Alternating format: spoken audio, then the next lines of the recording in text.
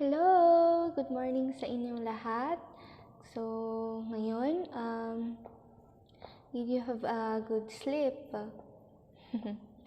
Now, we will be discussing the ICT on TLE6, yung audio and video conferencing. Pero bago muna natin yun talakayin, let's have an activity first. So, I'm going to read the instructions. It says, identify the correct name of the browser icons. Select your answers inside the box. So, may mga browser icons pictures tayo dito. And then, you need to select yung mga pangalan nila sa box na yon. It's either Chrome, Maxton, Chromium, Safari Opera, and etc. Now, I'm going to give you 5 seconds per number.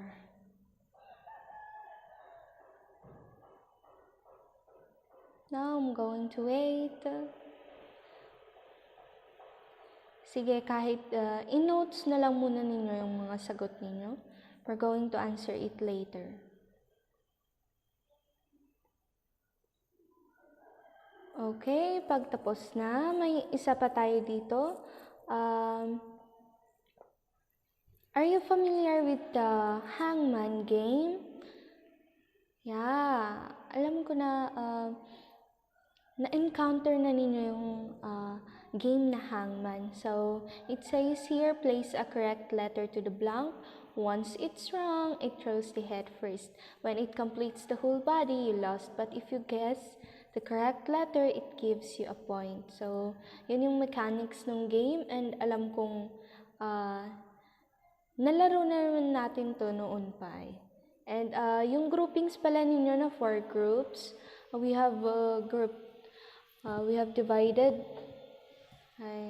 You have divided. We are divided pala yesterday. And I'm just going to give you a few minutes kasi it's easy naman. This is the word. So, my 1, 2, 3, 4, 5, 6, 7, 8 blanks. And I hope na hindi niyo makumpleto yung whole body nung hangman natin. Okay.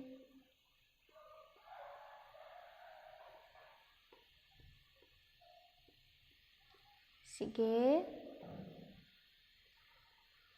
Now, if you're done, let's see the answers. Pakipas na lang mamaya yung mga answers nyo, okay, sa G-class natin. Messenger pala.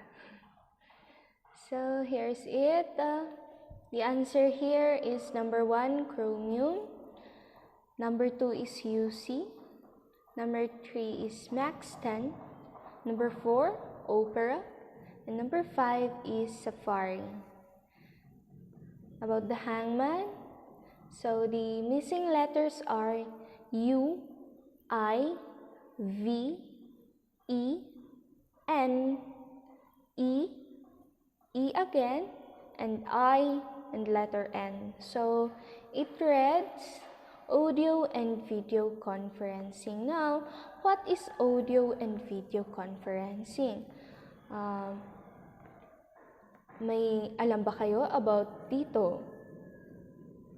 So, sige, let's discuss it. It says audio and video conferencing. Ang audio and video conferencing is an application which enables you to communicate with others using audio in your device. It's also called as teleconferencing or voice conferencing.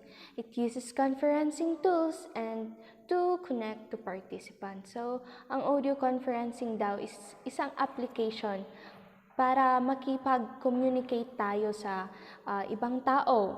And then mostly ang audio and video conferencing is used sa business. So widely known ang audio and video conferencing.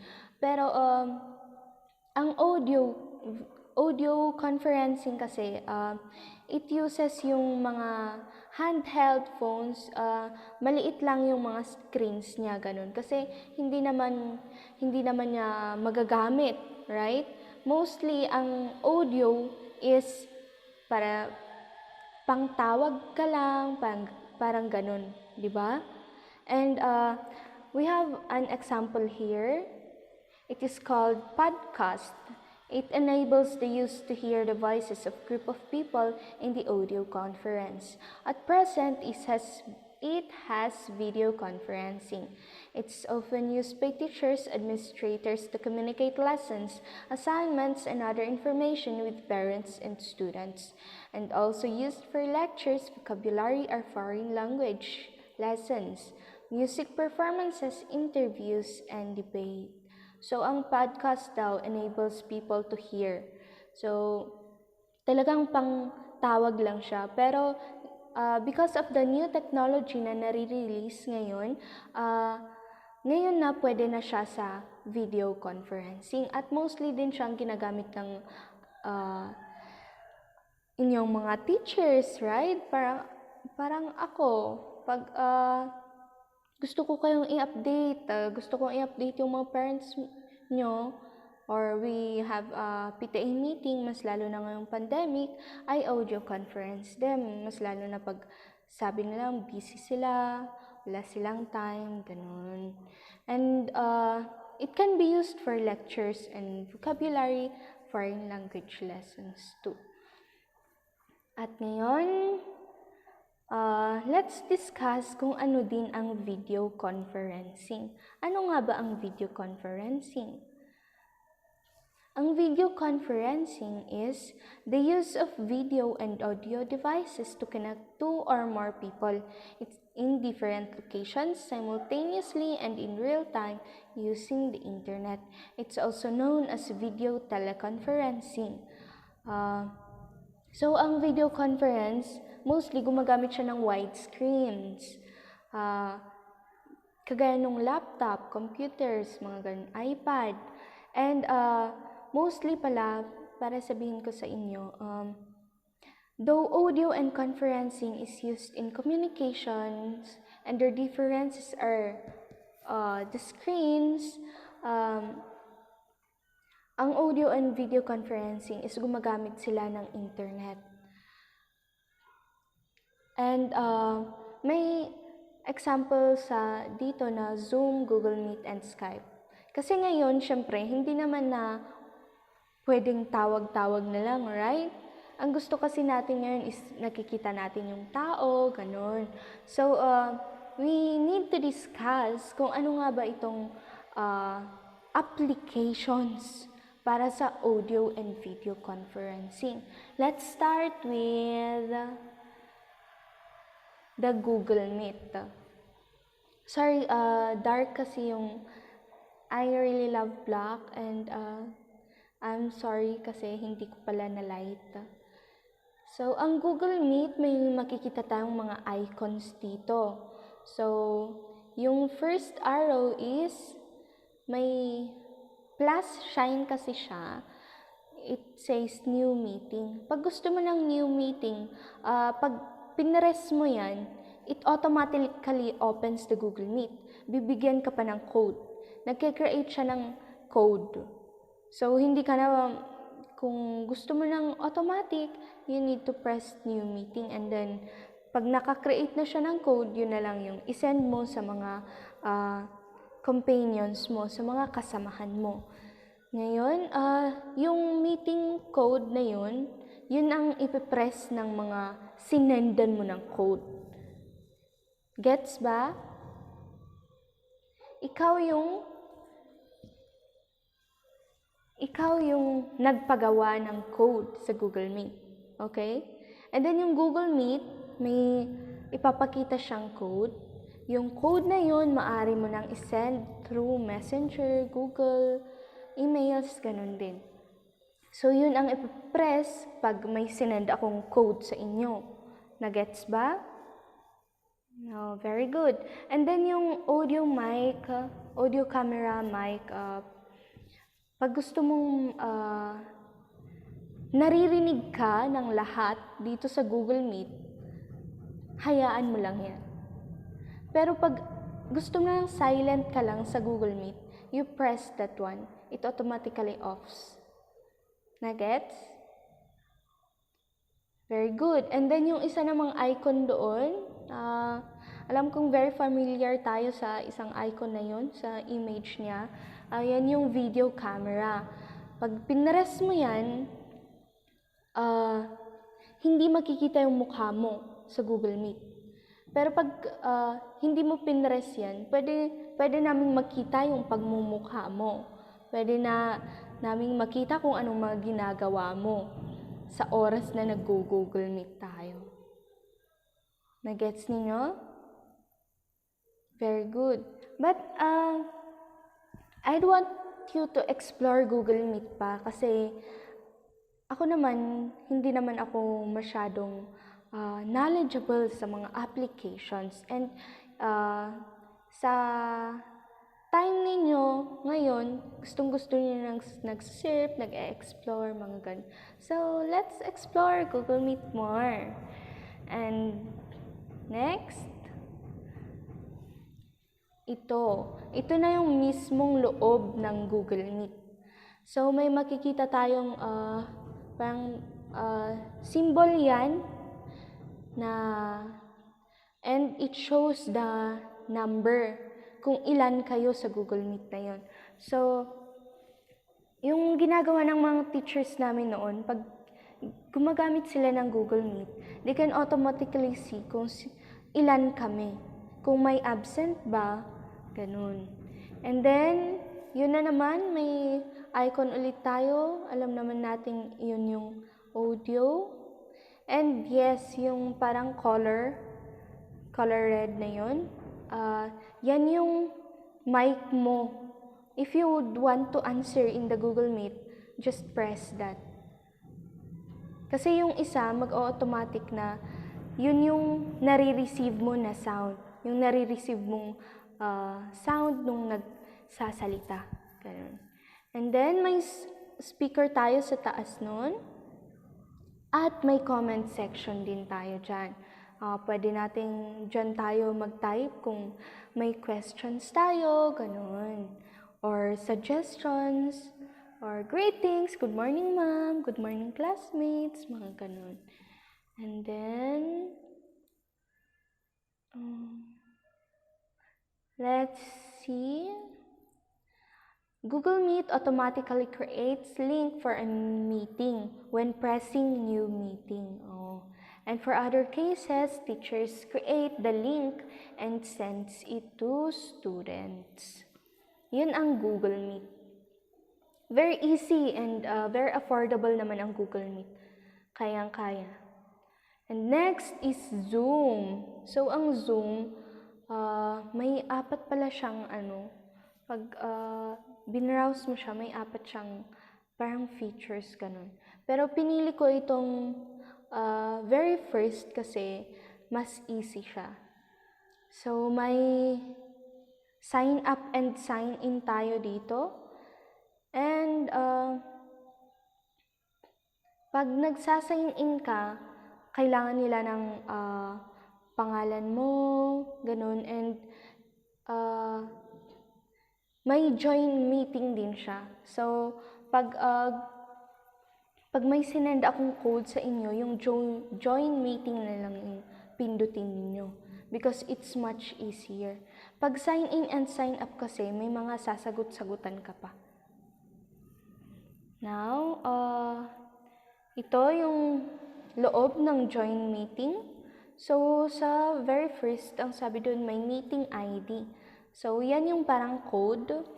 Similar sila ng Google Meet. And then, may name input din.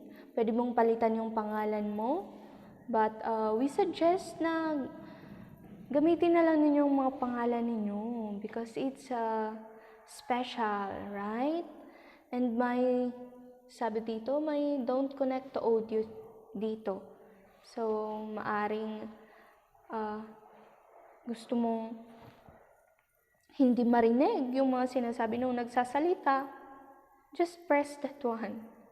But if you'd want to hear, wag mong i-click yan. And then may turn off video din tayo, just like Google Meet. Pag gusto mong hindi nila makita yung mukha, just press that one. Pero pag gusto mo nang nakikita namin ng maganda mong pagmumukha, do not click that. And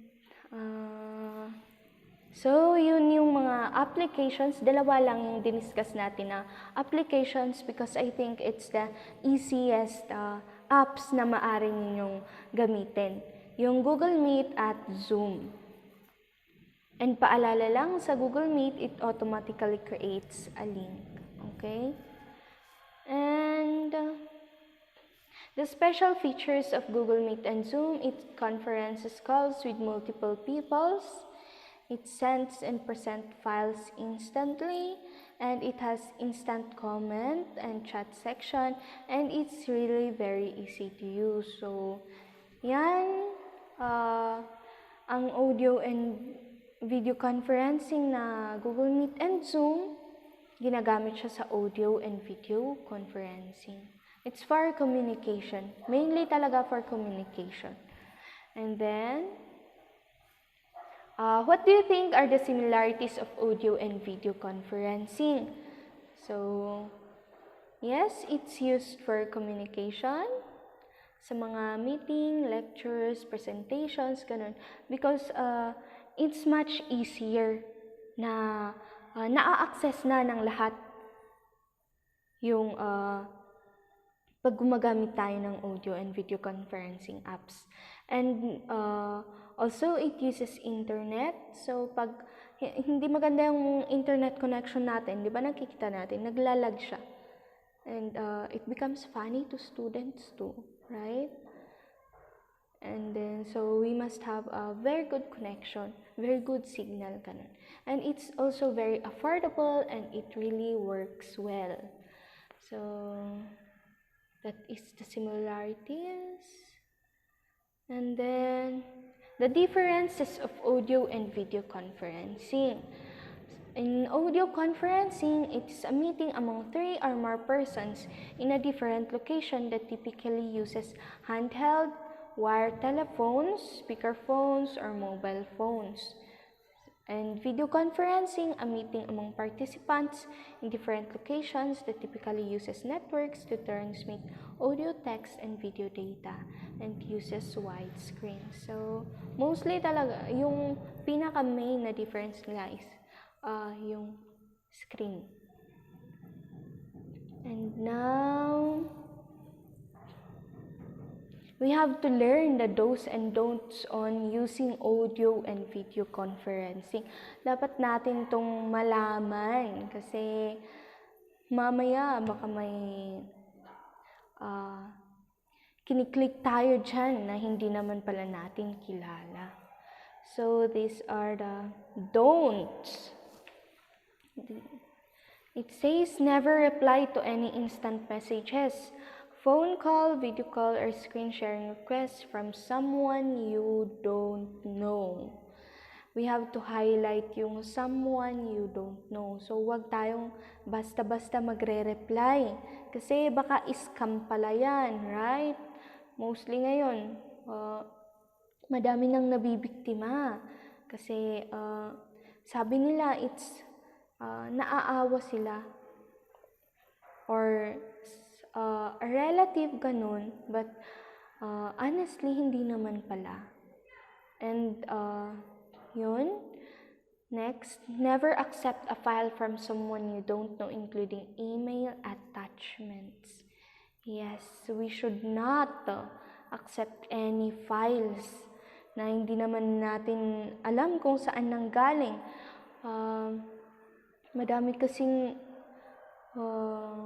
baka iba kasi yung mga files na yun, right? And sabi dito, never reply from a private data requests. Yes, kasi baka kinukunan ka na pala ng private informations. And also, never reply to emails that incite urgency and provoke impulsive actions. So, wag talaga tayong basta-basta magre-reply. Wag tayong mag-entertain ng mga tao na hindi naman talaga natin kilala. And these are the those. Pag nasa audio and video conferencing room ka, pag gusto mong sumagot, i-click mo yung mic icon when answering. And ito paalala lang, wag niyong i-open yung mic nyo kasi mostly pag maraming naka-open ang mic, masakit sa tenga, nag-feedback, kaya masakit talaga sa tenga. And also, prepare yourself before the conference, of course. Dapat nakaayos-ayos ka na. Dapat nakaligo-ligo ka na. And also, reply only to emails from people you know. Yes naman. Pag ako ang nag-send ng email sa inyo, sige, you entertain me. You answer that. Pero pag iba naman at hindi nyo talaga kilala pero sinasabing kamag-anak ninyo, huwag na lang. And also, accept only the files sent by people you know. Yeah. And avoid doing unnecessary things while in a conference room. Marami akong nakikitang ganito. May nagkakape pa, may hindi pa nakasuklay, may natutulog-tulog pa. Unnecessary things in a conference room. And also, all of us should listen attentively. And then, what other ways can we protect ourselves from these online applications na ginagamit natin in the audio and video conferencing? What other ways? Yeah, do not share your personal informations. Ano pa?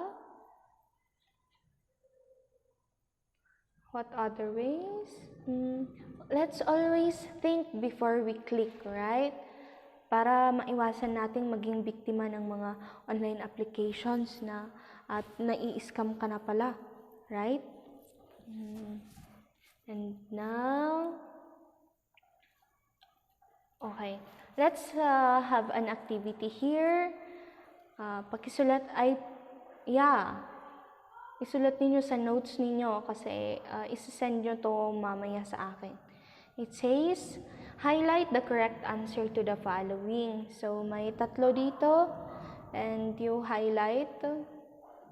May sinend na ako sa Google Class natin. So, alam naman na siguro ninyong mag-highlight, right? So, first is used to adjust the volume. Is it mic, speaker, or video camera? The first step in joining a meeting, is it sign in, sign up, or putting the code? And an icon used for answering in the audio and video conferencing. Is it speaker, chat box, or mic? And next is match A with letter B. So, match ninyo yung teacher mic, Google Meet, do's and don'ts, audio and video conferencing, and audio conferencing sa mga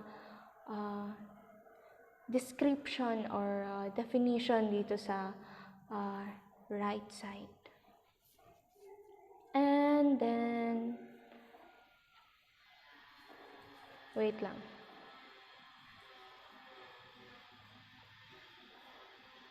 So, I'm going to give you 5 minutes siguro. This is very easy, right? And then, okay, I'm going to wait.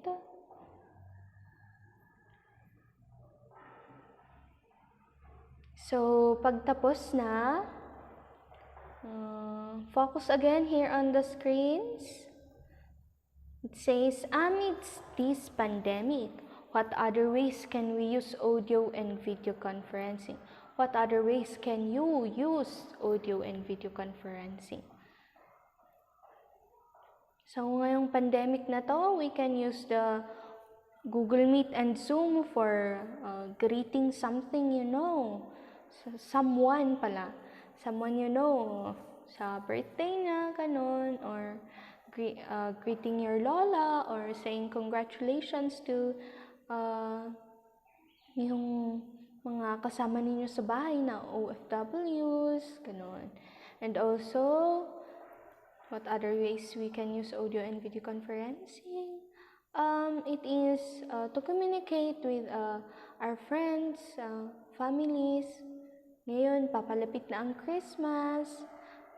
Pag hindi natin sila makakasama, we can always be with them through audio and video conferencing online.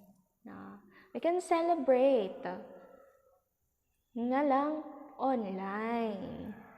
And now, do you have any other activity? Yeah, ito pala. Question: what do we call the online meeting of multiple people using online applications? So, ulit ko to kanina. So, what do we call the online meeting using online applications? Yeah, very good. It is audio and video conferencing. Application used for communication with multiple people.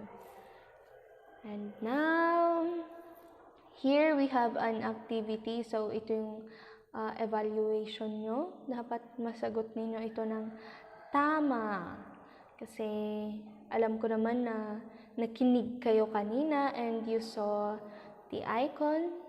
And it says here, label the icons and its uses. Ito yung Google Meet. And that's the second part. At ito, next is itong Zoom. Label. And then this is the second part of the Zoom. At yeah, very good. Pag natapos na ninyo lahat yun, pag natapos na ninyo yung activity na ito, I'm going to give you 20 minutes na lang, Garud. 20 minutes to finish that one. And then, or you'd want to, i-compile na lang. I-compile ninyo lahat ng answers ninyo. Tapos,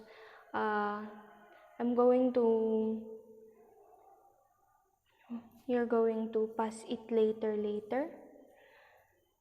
So, this, copy your assignment on your notebook. Wow, pag gumagamit pa kayo ng notebook. But I think you're using your mobile phones right now or laptops. So, i-copy na lang ninyo. It says here, try to experience audio and video conferencing with your family. Generate a link and send it to them. For checking, I would like you to record screen recording to be checked tomorrow. So, titingnan ko lang naman kung paano ninyo ginamit yung diniscuss natin na online applications for audio and video conferencing na Zoom and Google Meet.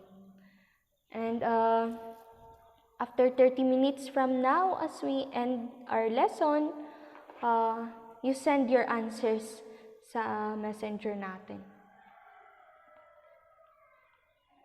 Now, pag any clarifications or questions about our lesson, baka may hindi kayo naintindihan or nagulo-gulo na. So, any more? No more questions?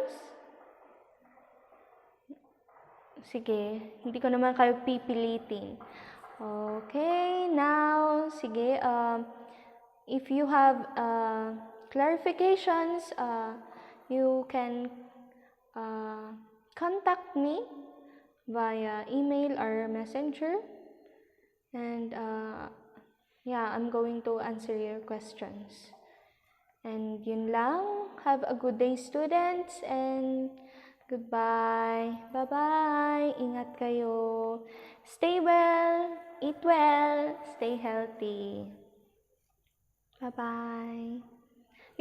Yung activity nyo, you pass it 30 minutes from now. So, what's the time? Wait. 2:40. What to? So, it's only 10. So, 10 lang ngayon. So, from 10:30, you pass your answers. Sige, bye-bye. Class dismissed. You can leave now. Bye-bye.